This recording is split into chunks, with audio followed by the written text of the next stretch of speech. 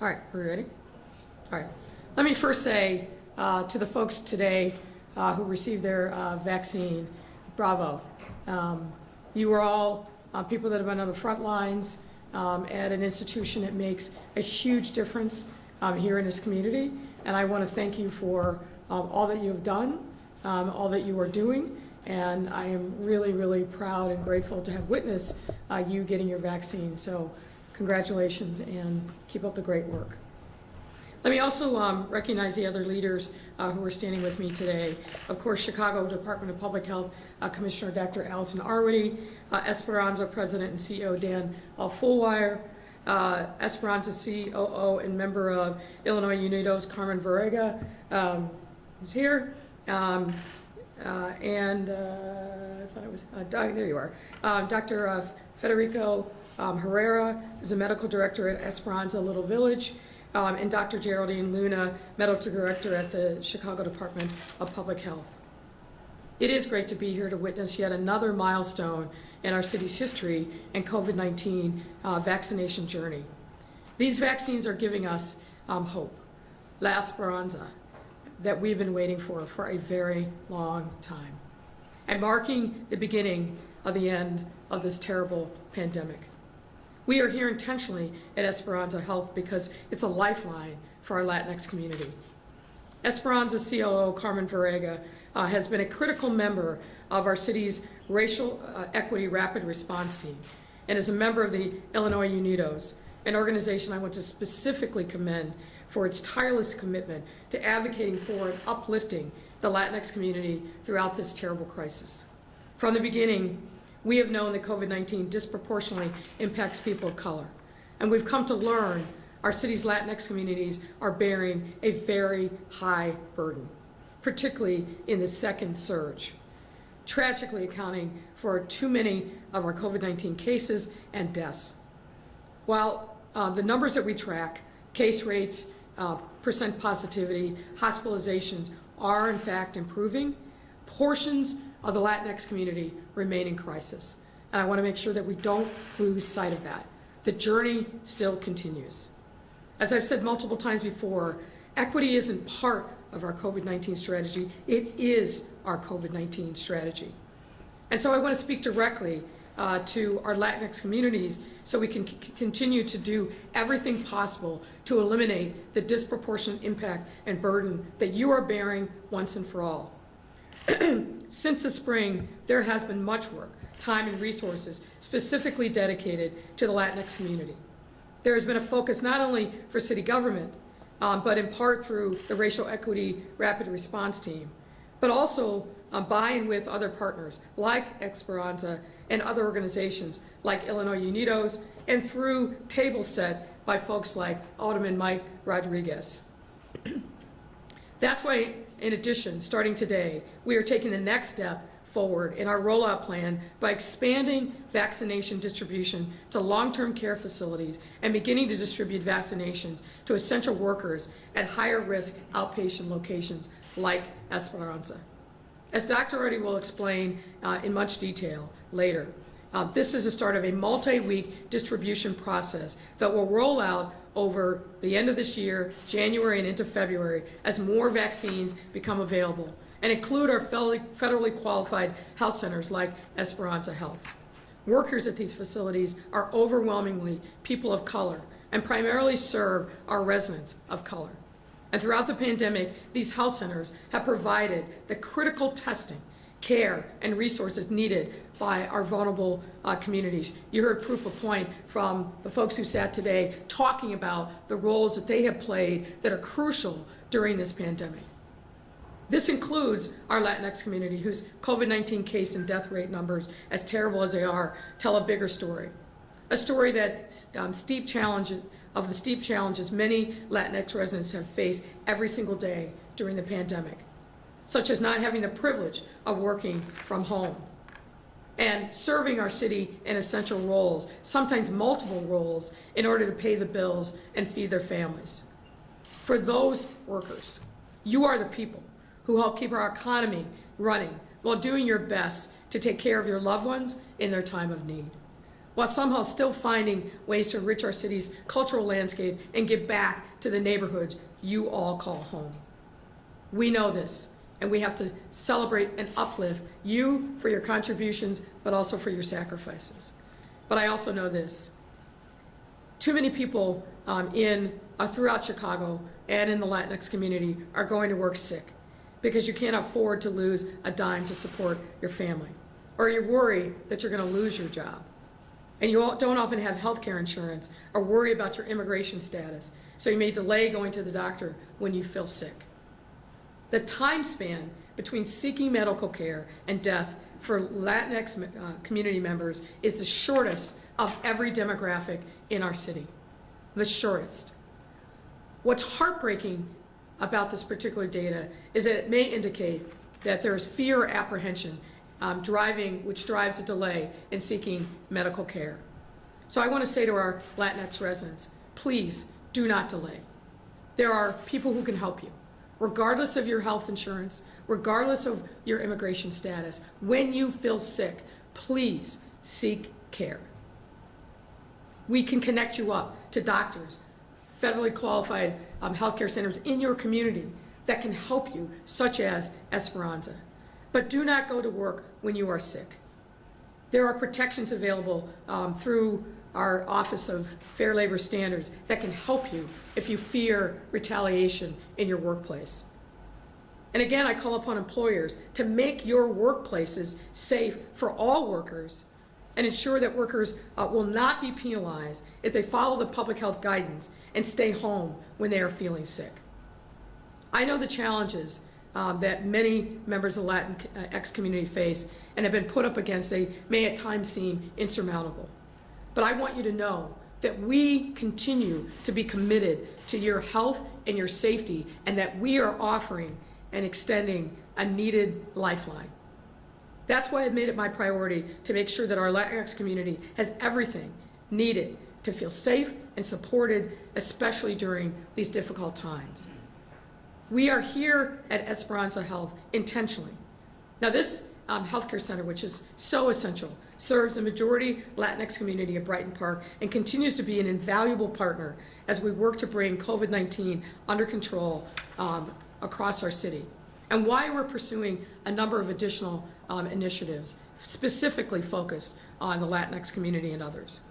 We've awarded a new testing site operations contract to Esperanza and Rush, working to bring more Spanish-speaking individuals to help with case investigations and community-based outreach and hotspot neighborhoods through our Protect Chicago initiative.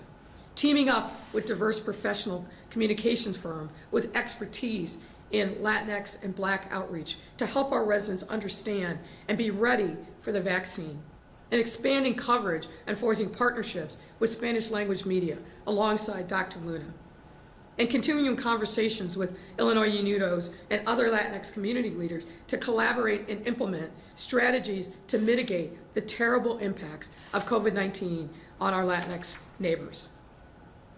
But let me remind you, we are and must be in this together. And just like we have a vaccine does not mean that the pandemic is over. And let me say that again. Because we have this vaccine, because we have hope that we haven't seen in months, it does not mean that the pandemic itself is over. Quite the opposite. We are still months away from widespread community distribution of the vaccine. That's why in the meantime, we must continue to do the things that we know will protect us and save lives, like wearing a mask and face covering, socially distancing, washing our hands regularly, staying home as much as possible, avoiding unnecessary travel, and keeping unnecessary guests outside of our homes, even beloved family members who do not live in the home, especially now during the holiday season. To everyone who found safe, alternative ways to celebrate Hanukkah, Christmas, and continue to do so during Kwanzaa, we thank you. But please keep up the good work as we approach New Year's and the coming days. I know how incredibly hard this is, especially for those who live alone. But we cannot afford to let more Chicagoans, our neighbors, get sick and die because of risky and irresponsible behavior.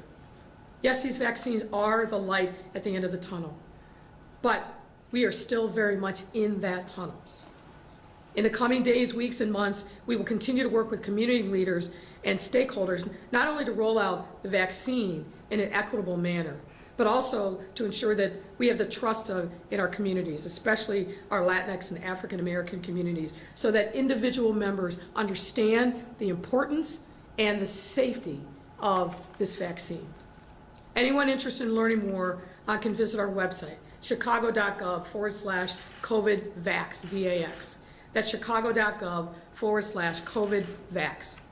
We are updating this on a daily basis with new information. And the progress that we've made, both to address COVID-19 and the systemic issues it has surfaced, have given us a glimpse of what's possible when we work together in partnership across the city to provide for our most vulnerable communities in this time of need. And now, as we continue our work to build trust among these communities through this next phase of this pandemic, I have no doubt that we will be able to be stronger and better because we will be together.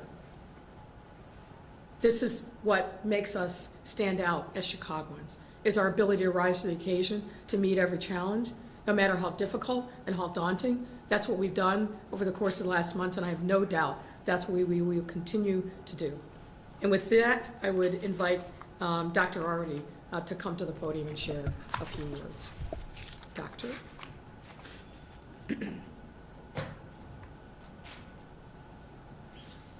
Good afternoon.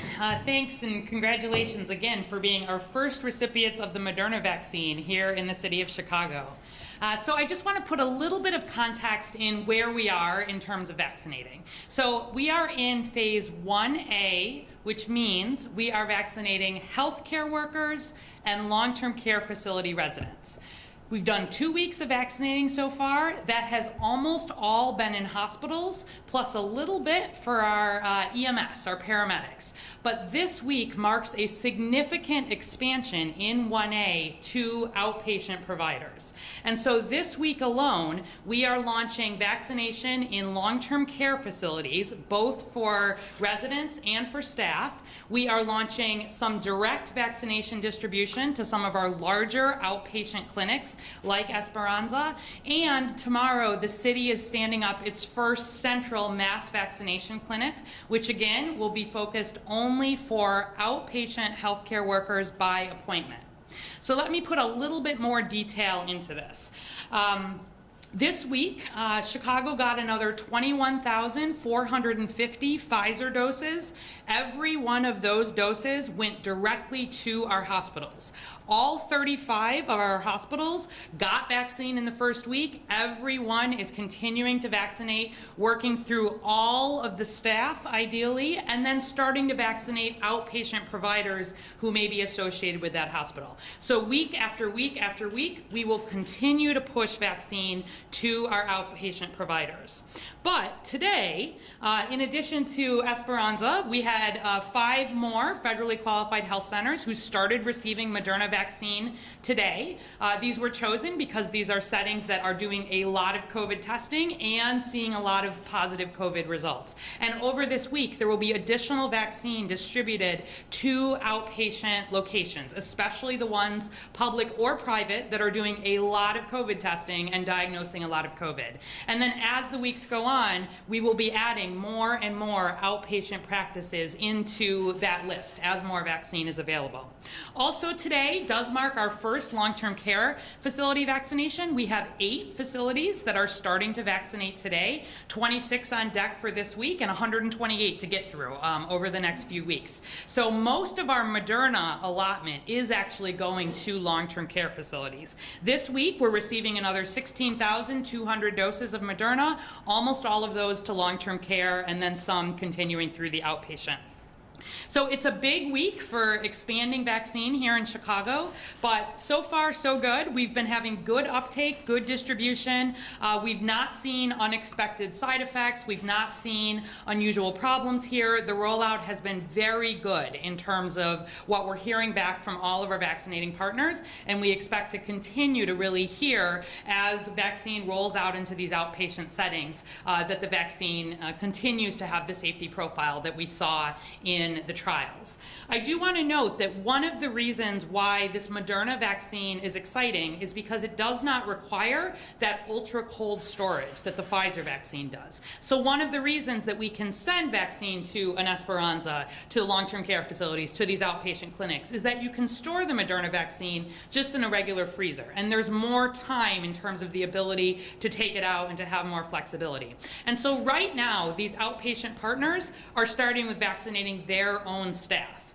But down the line, they will be our primary vaccinating partners. When we move to 1B, we start vaccinating older Chicagoans, and then also we're moving into some of our frontline frontline essential workers. So we have had more than 20,000 vaccinations administered to date here in Chicago, and almost 2 million across the U.S. Through 12/26. So we're making good progress, but as you heard the mayor say, there is really a long way to go. And so I would first of all ask everybody, I know you are excited about the vaccine, I am too. We will be sharing more information really over these weeks to come as more of the logistics come into place about what it's going to look like for you to be able to get a vaccine.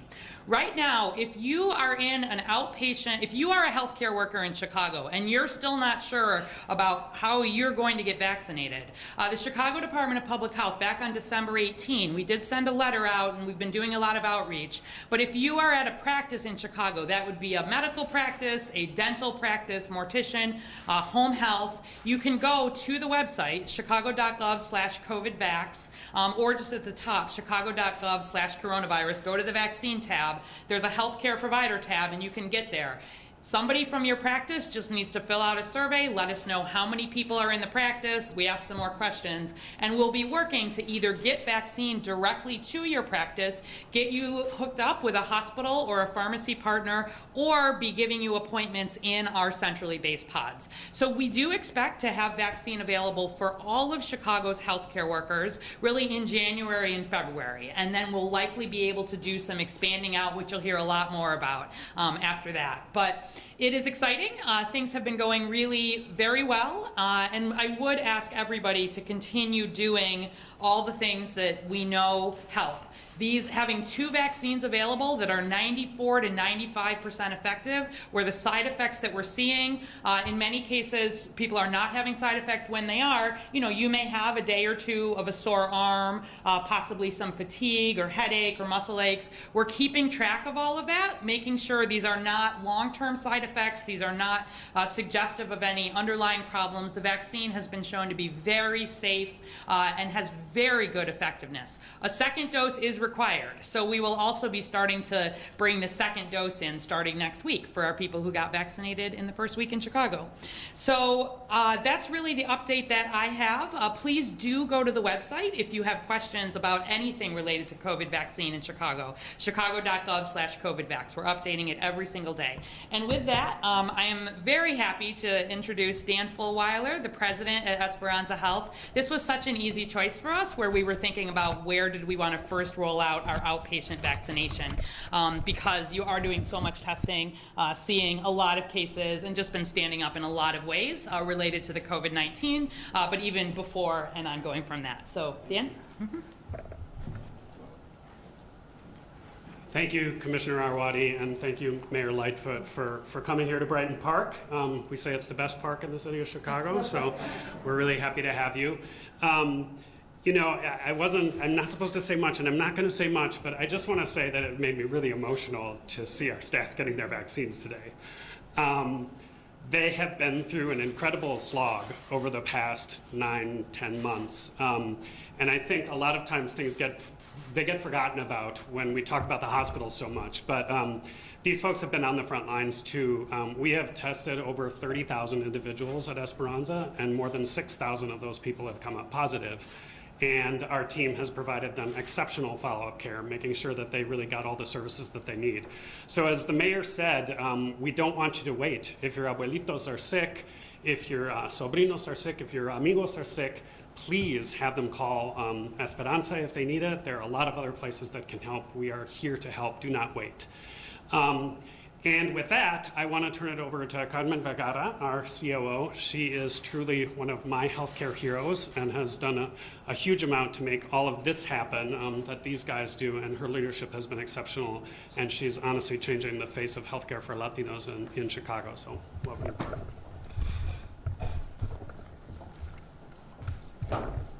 Thank you so much, Dan, and thank you for your leadership throughout the whole pandemic. I don't think we would have been able to get through all of this without your leadership and support. Good afternoon, everyone. My name is Carmen Vergara, and I'm the Chief Operating Officer of Esperanza Health Centers. I, too, have been incredibly excited and honored to welcome Mayor Lightfoot and Commissioner Arwady, and thrilled to witness the first vaccines delivered on-site to my Esperanza colleagues who have worked so hard this year. This is such a momentous step in our fight against the pandemic, and one that is giving us all a renewed sense of hope and confidence for the future. And I speak not just as a public health nurse or as an Esperanza team member, but also of a daughter of Little Village. It has been heartbreaking to see firsthand how the pandemic has devastated families in my beloved community, how rates of illness, hospitalization, and mortality, as well as job loss and economic uncertainty, have ravaged our communities and changed lives forever. I can't tell you how eager I am to start getting the vaccine out to those who need it the most. And that's why we're looking closely at the current guidelines on equitable distribution to make sure they really reflect what we're seeing on the ground and in the neighborhoods that we serve. We understand that a lot of these distribution decisions are based on what's happening across the United States as a whole, but here in Chicago, we know what the mortality rate is among our population here, and it's not the same. For example, mortality rate in the Latinx community tends to be highest among essential workers who are between the ages of 50 and 65 and not over the age of 75. We sincerely hope that the guidelines issued across the city will reflect that understanding and allow us to distribute vaccines to those who are most at risk. And that's why an equity lens is so vital as we roll out the vaccine and try to turn the tide of this pandemic on Chicago's hardest hit neighborhoods. I especially want to mention the Mayor's Racial Equity Rapid Response Team, which has made equity in vaccine delivery a priority and giving many of us in the healthcare a voice in shaping the decisions that will directly impact our patients. I feel that for the past 10 months, we've been doing our best by playing defense against this pandemic, offering test after test after test in our communities. But now, finally, we have the opportunity to go on the offense with the vaccine and with contact tracing and really turn the tide in this fight. So to all of my friends, neighbors, and family members in the community, please know that we are here for you as a resource. We are here to answer your questions and to provide information about the vaccine. You know, my own mom, Margarita Vergara, is a Spanish medical interpreter working with COVID patients at a local hospital, and she received her vaccine a week ago, and it was such an emotional moment for me when she sent me her picture. I have a sense of relief now knowing that she's well protected. Thank you, everyone.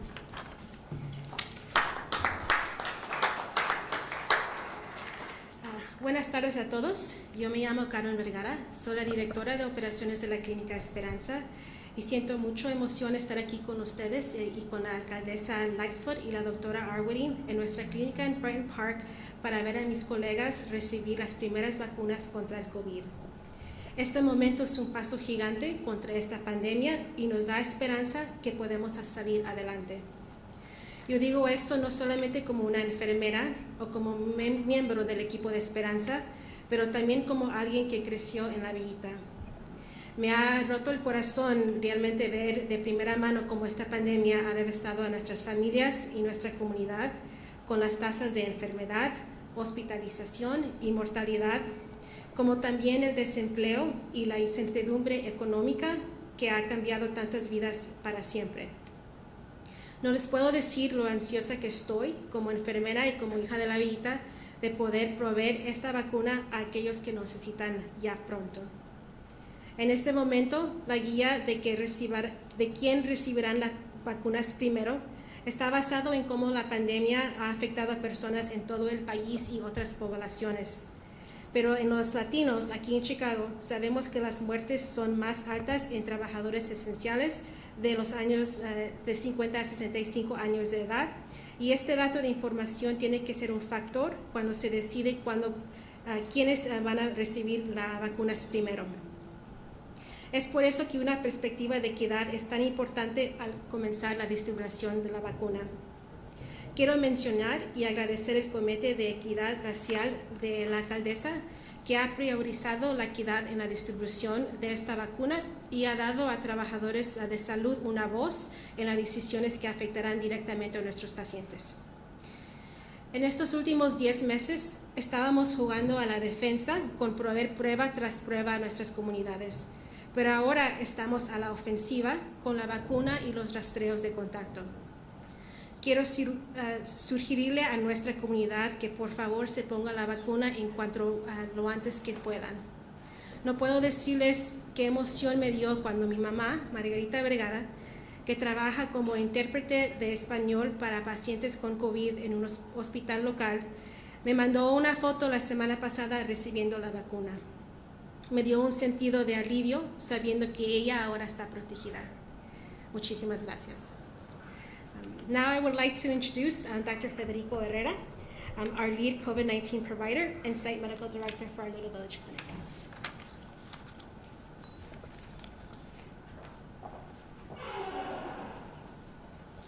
Hello everyone, my name is Federico Herrera. She said I'm the lead COVID-19 provider and the Little Village site medical director. I've been working with the COVID-19 team since day number 1. It's been very hard, and I work side by side with the 5 members here today. I know what they've done day by day in and day out, what they do every day to help our patients in our community. I'm going to keep it concise, so I'm just going to give you 3 recommendations. Number 1, if you get sick, isolate. Number 2, if you get sick, seek medical help. You will find it, regardless of race, sex. You're just going to find help. We provide it every day. And number 3, once it's available for everyone, now it's medical providers and long-term facilities, but it's available for everyone, get vaccinated. That's going to help you, going to help your family, your workplace, and your community. And with that, you're going to start finally be able to defeat this monster, this pandemic that we've been fighting day in and day out for the last 10 months. Mi nombre es Federico Herrera, soy el director médico de la Villita, soy el médico líder de COVID-19. He estado trabajando con el equipo de respuesta de COVID-19 desde el día número 1 y he trabajado con estos 5 miembros que se han dado la vacuna hoy desde que los conozco, que han trabajado con nosotros. Sé lo que han hecho y lo que hacen día a día por nuestros pacientes y por la comunidad. Voy a hacerlo bien conciso, como dije recién, van a ser 3 recomendaciones. Número 1, si se enferman, aíslense. Número 2, si se enferman, busquen ayuda médica inmediatamente. De vuelta la van a encontrar, independientemente del sexo, religión, color de la piel, van a encontrar ayuda. Y número 3, cuando Dios quiera sea pronto que tenga la vacuna disponible, por favor vacúnense. Se van a estar ayudando a ustedes mismos, a sus familias, a sus trabajos y a su comunidad.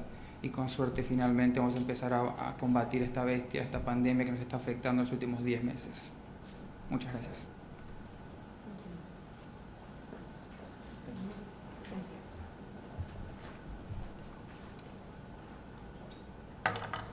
Muy buenas tardes a todos. Yo soy la doctora Geraldine Luna, directora médica del Departamento de Salud Pública de Chicago. Qué emoción estar aquí hoy con Esperanza Health para presenciar otro hito de los esfuerzos de vacunación del COVID-19 en nuestra ciudad. Estas vacunas nos han dado la esperanza que esperábamos y marcan el principio del fin de una terrible pandemia. Estamos aquí en Esperanza Health intencionalmente porque este lugar ha salvado vidas en la comunidad latino-hispana.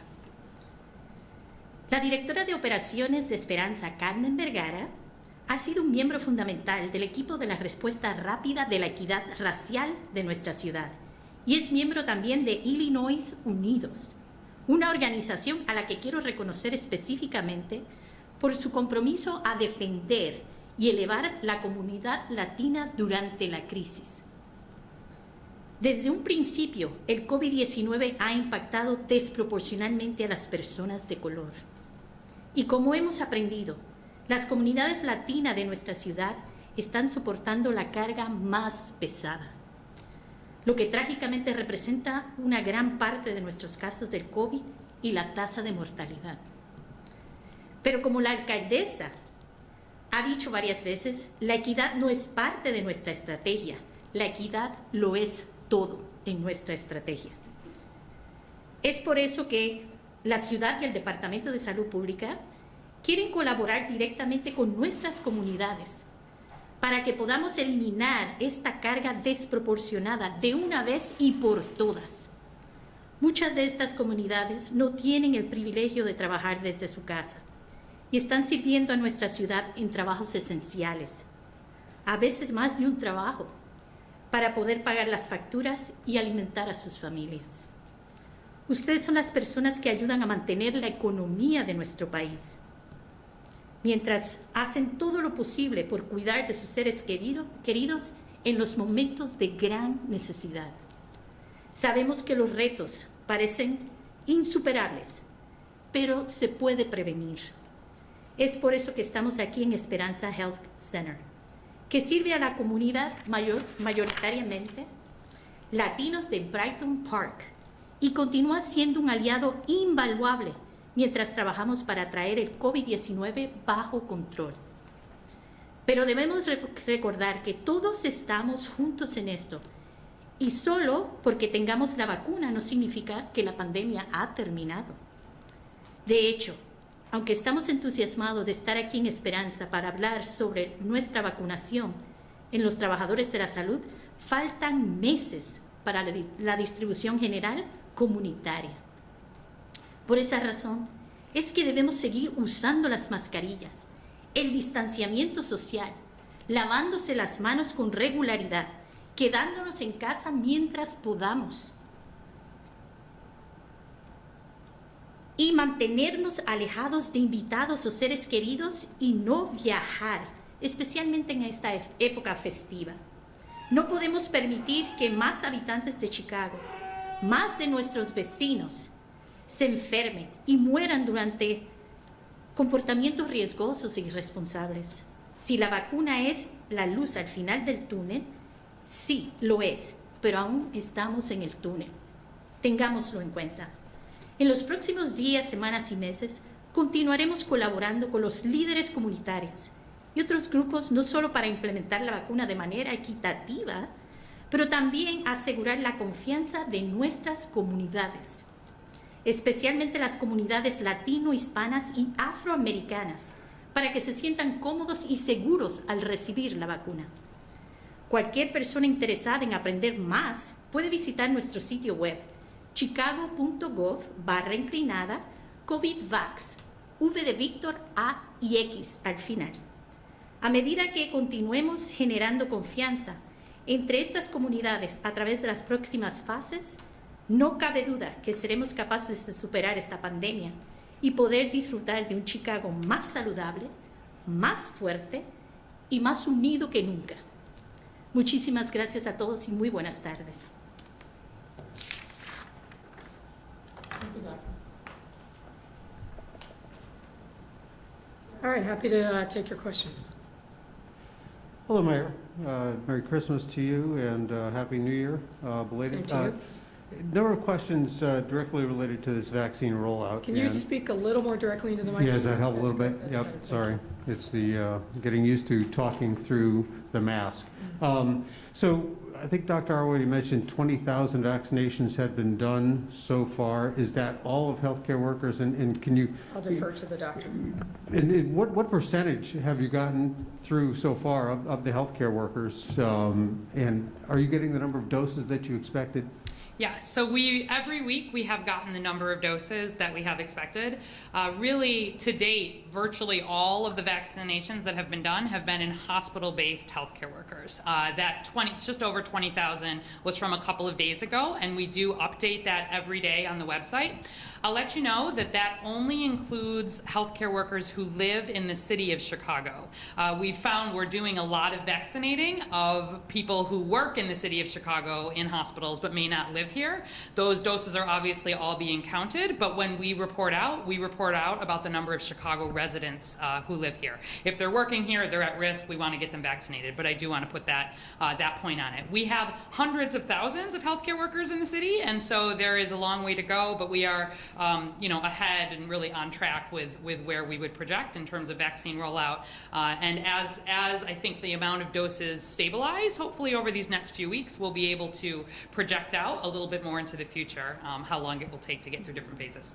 And Doctor, this may be for you as well. Univision is just wondering how many frontline workers from the Latino and African American communities have received the vaccine? Yes. So right now, the only data that we're able to report out is by zip code and by age. Race and ethnicity are being collected through the state, but we are using the state registry through the Illinois Department of Public Health to the point that there's a lot of vaccinating happening across different county lines, for example. We are working with the state to ensure that we can have access to that more specific race and ethnicity data, and it is absolutely in our plan to have that be publicly available just as soon as we can. I think you addressed this earlier, but just so I'm clear for their sake, they're wondering how can you ensure that the vaccination process is going to provide the vaccines for the frontline workers in these highly impacted communities, Latino and African American? So related to healthcare workers or related to when we get to 1B? I think related to healthcare workers. Okay, sure. So related to healthcare workers, there's a couple of things. First is we're following up now with all 35 of our hospitals to say, how much of your staff have you gotten through? We've seen some hospitals have a lot of uptake. We've had some have not quite as much uptake yet. And so we're working sort of on an individual level with each of the hospitals to make sure that we're not just talking about doctors and nurses, that we're talking about the whole range of healthcare professionals who work in that hospital setting. Over the next week to two, there should be enough vaccine for all hospital-based workers to have received it, and we'd like to see uptake there. Where we think beyond the hospitals, though, that's where we start to see probably some more Chicago residents, particularly where we're thinking about healthcare workers and support roles. So as you'll hear tomorrow, I'll be talking in some more detail, but we are focusing on, for example, home healthcare workers very early here, where we recognize that home healthcare workers are more likely to be Black and Latinx, less likely to be connected to larger clinics or hospital settings, and are going to need probably some additional outreach working on barriers. So they're one of the groups we're focused on right from the beginning. This equity focus is really about where do we see lower potential vaccine uptake, and what can we do from an education outreach, but then also really lowering barriers to vaccination in those communities. Who is going to be targeted in the mass vaccination, and where is that facility going to be set up at? So this week we are starting, as you'll hear tomorrow, at Malcolm X, which is in the Illinois Medical District, recognizing that these are, again, medical workers that we are vaccinating, and it is also the site where City Colleges has its healthcare training program. And so that is where the first one, and we'll be having an availability there tomorrow morning for people to be able to see that site and talk in some more detail about how that will fit in. Mayor, perhaps you can jump in on this if you would. This morning, I didn't hear what you had to say, but you did. I apologize. You were talking about. I can't hear a word that you're saying. It's very muffled. Sorry. Are you okay if I take the That's mask better, off for yeah. the questions? Okay. So you talked this morning about the long-term care facilities. Your thoughts, and are you happy with how this part is rolling out? And are you hearing about any issues or problems in the distribution in general? Well, look, we've been working on this moment for months. And so a lot of thought and planning went into not only building the logistical infrastructure to make sure that we could get the vaccines out and quickly, but also engaging, as Dr. Orty said, with the various healthcare partners.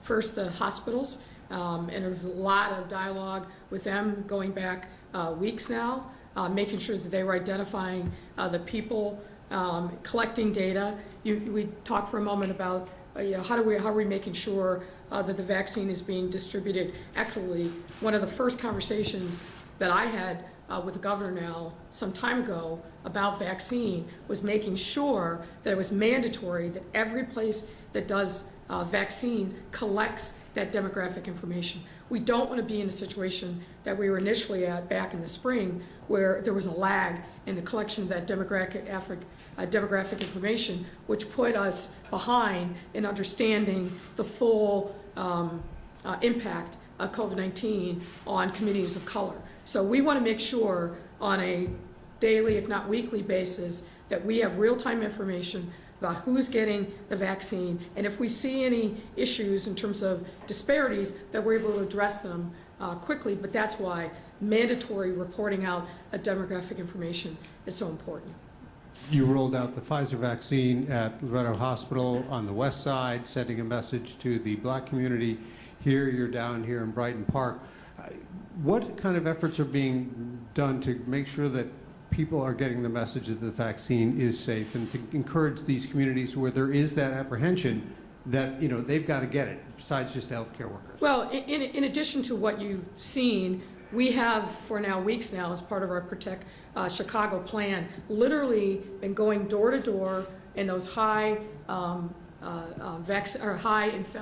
infection rate zip codes, and providing information at the doors on how you can get tested, what the challenges are regarding COVID-19, what you need to do to protect yourself and protect your household. And now, since the vaccine has been out, we're also then providing additional information to these households about the efficacy, the safety of the vaccine. In addition to that, we have been really recruiting folks in the community that are trusted partners, particularly in community-based organizations, federally qualified healthcare centers, local practitioners, from doctors to dentists to nurse and so forth. And that work is ongoing because we believe, just as Dr. Federico said, we've got to have people who are on the front lines, that are seeing patients on a regular basis, who know the dangers of COVID-19, speaking directly to a potential patient population. So that's part of it. In addition, we put out an RFP recently for a communications firm, and specifically targeted and are now using firms that have extensive background and outreach into Black Chicago and Latinx Chicago. So this is a multi-layered strategy to reach out to people, to disabuse them of whatever concerns and myths that they have, but doing it with trusted local community voices. And that work will be ongoing throughout the entirety of the vaccination period, which we anticipate will be going deep into 2021. Are you hearing about any problems in the distribution of the vaccine, and are you as mayor satisfied with how it's rolling out? Is it rolling out as you expected? Well, I am, as Dr. already said, right now we have a finite amount that we've distributed. It's primarily gone through the hospitals. We are checking in with them to make sure that they are putting people in the queue that are front lines. Not surprisingly, the first few folks who got it in the hospitals were literally those frontline workers who were dealing with COVID patients. And as we get more vaccine, it will expand out from there. So this is very much a work in progress. But again, emphasis on equitable distribution and making sure that people of color are getting into the queue to get vaccinated. And we'll see, based upon the data as it comes in, whether or not we need to make any other adjustments in the plan. But this is the first time that we've done something of this scale. We've done, as a city, Department of Public Health, other vaccinations, but this is something in the context of a global pandemic that nobody has done before. So there are certainly going to be adjustments that we'll need to make along the way. And just clarifying, these vaccinations we saw today are the first Moderna vaccinations in the city. I believe Correct? that's Is correct. that Yeah, what I believe that's I correct. want to make sure that's what I Okay. understood. A couple of off topics, if you would. Obviously, Yeah, sure. the Anjanette Young's invitation that was extended to you after you'd reached out to her lawyer. Wednesday, are you going to meet her at the church as she has proposed? And what about the public forum? Do you support that idea? Do you think that's a good idea? So it's certainly my hope that Ms. Young and I will meet and meet soon. The details are being worked out, so once I have some specific confirmation, we'll certainly let folks know. The invitation for 50 members of city council to gather in a church.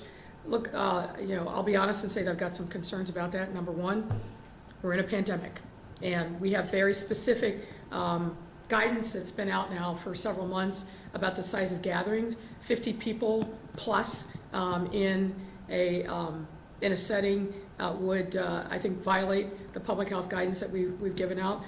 In addition to that, there are some other legal considerations, like whether or not such a gathering would be consistent with the Open Meetings Act, whether or not, depending on the topic that was discussed, whether or not aldermen would be close to breaching their fiduciary responsibilities, because we presume that this will be a topic that they may have to weigh on later. So there's a lot of considerations that members of the city council are going to have to consider, but I'm not going to do anything that's inconsistent with the public health guidance that we provided. But you have not committed to this meeting yet on Wednesday. Well, there are 2 meetings proposed. There's one that's a one-on-one. I am anxious to meet directly with Ms. Young, and I'm hoping that the details can be worked out, so that will happen. Okay. There was a protest, as you know, outside police headquarters yesterday, the Chicago Tribune asking this, calling for policy changes on raids. After that situation, prominent activists, Democratic elected officials were there. What are your thoughts on that protest? And Lisa Donovan asking, why weren't you there? Well, again, I try to follow the public health guidance. So that's issue 1. Issue 2, I've been in contact with many of the people that were the organizers of that protest, now going back a week, 10 days. And many of the things they're calling for are things that we have talked about, either me individually or collectively with them. So I'm confident that we'll get to the same place. WTTW asking, Chicago is seeing close to 300 more homicides this year than in 2019. Is there any reason to believe that number will be lower next year? And if so, what will have to change? Yeah, I think there's a couple things about that. I have consistently throughout this year and even recently been in contact with mayors from other cities, and most of the major cities in the country have seen a pretty substantial uptick in violence in their cities. Different scale, but a proportional uptick. I've said this before, and I believe it to be true. COVID-19 has significantly impacted every facet of our public safety ecosystem. So public safety isn't just about the police. Public safety is about community-based organizations who do outreach and support individuals, families, and children. Now, we may not call them violence prevention efforts, but that's exactly what they are. The courts have been impacted. The jail has been impacted. Our federal partners were absent for the first 3-4 months of this pandemic. So everything that we depend upon to really build safe and healthy communities has been dramatically impacted by COVID-19. And based upon what I've read, what I've heard from fellow mayors across the country, many of us believe that COVID-19 is really the source in some ways for this uptick in violence. The other thing I think we also have to take into consideration is this. This has been an extraordinarily hard time on individual residents. There's a lot of trauma, depression, anger, frustration, and unfortunately some of that is playing out in violence. It's not a coincidence in my mind, for example, that we've seen a dramatic uptick in the number of cases involving domestic violence. We've seen a dramatic uptick in overdoses in our city and across the country. So a lot of the things that are manifestations of trauma and other mental health challenges have been really in full bloom throughout the course of this year. So what I hope will be the difference next year is we will keep making progress on our fight against the virus. We will vaccinate many more people. The ecosystem that we depend upon for public safety will come back online at its pre-pandemic levels. But no question whatsoever, we still have a number of challenges, and no mayor under these circumstances would be satisfied given the number of Chicagoans who've lost their life to gun violence. The last thing I'll say is this, and you've heard me say this before, but I think it bears repeating. We have to do a better job of loving and supporting young men of color in this city. There's no question about it. They are the shooters, and they are overwhelmingly the victims. But we also have to make sure that when someone does step over the line, and particularly when it means that another life is taken or somebody was injured as a result of gun violence, we cannot give them shelter. They have to face justice. They have to be held accountable for their actions. And in many instances, there are people in neighborhoods across the city who know exactly who the shooters were, whether it's of whatever age, and particularly of children. And again, I will call upon people, if you know someone who has caused harm, report it. There's lots of ways that you can do that anonymously and safely. There was just an announcement today that a third suspect in the death of Dwayne Williams, a retired firefighter, was found and has been charged by the state's attorney. And there's a fourth suspect that is being sought. None of that happens if people don't step up. None of that happens if people don't overcome their fears and recognize that as neighbors, we have a responsibility to each other. And part of that is holding folks who cause harm accountable. Last question, Craig. Need to ask about New Year's Eve. Kind of a two-part. Bill Cameron wants to know, what are your plans for celebrating the good riddance to 2020? But also, I'll let you answer that, but there's a follow-up to that, which is a bigger picture about New Year's Eve. Well, given that I'm old, I'm usually asleep before midnight on any New Year's Eve. So it'll be New Year's Eve somewhere, which I'll celebrate. But in all seriousness, I will, New Year's Eve is also my wife's birthday. So we'll be celebrating her birthday that day. Is there a message to others as everyone's looking forward to this? Is going to be a different New Year's Eve for It has to be a different New Year's Eve, just as it was a different Thanksgiving, just as it was different Christmas and Hanukkah and Kwanzaa. It has to be a different New Year's Eve. We saw a little uptick, meaning a little surge post-Thanksgiving. We don't want to see that again, either with Christmas, and we definitely don't want to see that again as New Year's. We are on a cusp of coming on the back slope of this second surge. We've made remarkable progress over the last couple of weeks. We don't want to take any steps back because people feel like the vaccine is here, it's New Year's, and I'm going to gather in large groups. I'm going to not wear a mask. I'm not going to social distance. That would be a tragic, truly tragic mistake. We announced now probably 6 weeks ago that if we didn't take steps to really change things around, that we were going to see another 1,000 Chicagoans die by year's end. We've seen hundreds die, and we don't want to see that number go up one more person, but it will if we're not practicing social distancing, wearing masks, avoiding large crowds, and so forth. So my message to Chicago is remain diligent. We've come a long way on this journey together, and we cannot let up now. We've got to continue this hard work through the end of the year. There is light at the end of the tunnel, but as I've said now multiple times, stealing a line from somebody else, we're still very much in that tunnel. And we owe it to all the people that are getting vaccinated to stay diligent, because we don't want all this hard work, all this effort to be for naught. Thank you. Thank you.